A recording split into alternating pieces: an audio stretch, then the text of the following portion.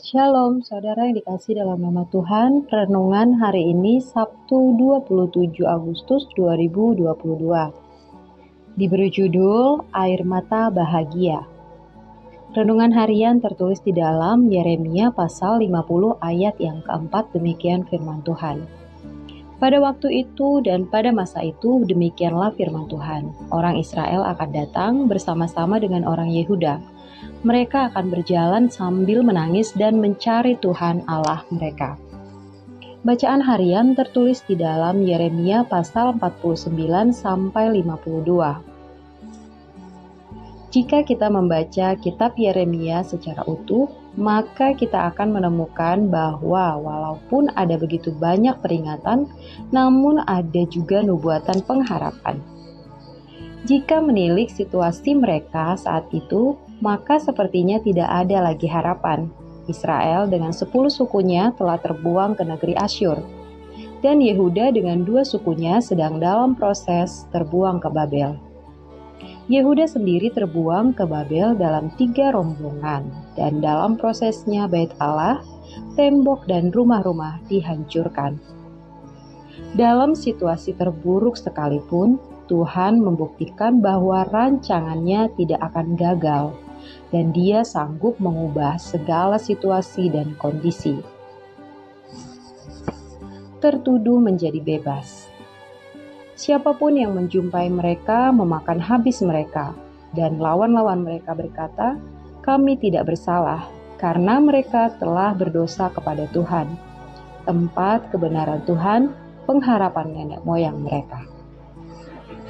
Pada waktu itu dan pada masa itu, demikianlah firman Tuhan. Orang akan mencari kesalahan Israel, tetapi tidak didapatnya, dan dosa Yehuda, tetapi tidak ada ditemukannya. Sebab aku akan mengampuni orang-orang yang kubiarkan tinggal hidup. Air mata duka menjadi sukacita. Mazmur pasal 137 mendeskripsikan betapa orang-orang Yehuda sangat bersedih selama masa pembuangan. Mereka duduk di tepi sungai Babel sambil menangis ketika mengingat Sion. Mereka tidak mampu menyanyikan lagu sukacita sehingga kecapi mereka hanya digantung di pohon-pohon ganda rusa.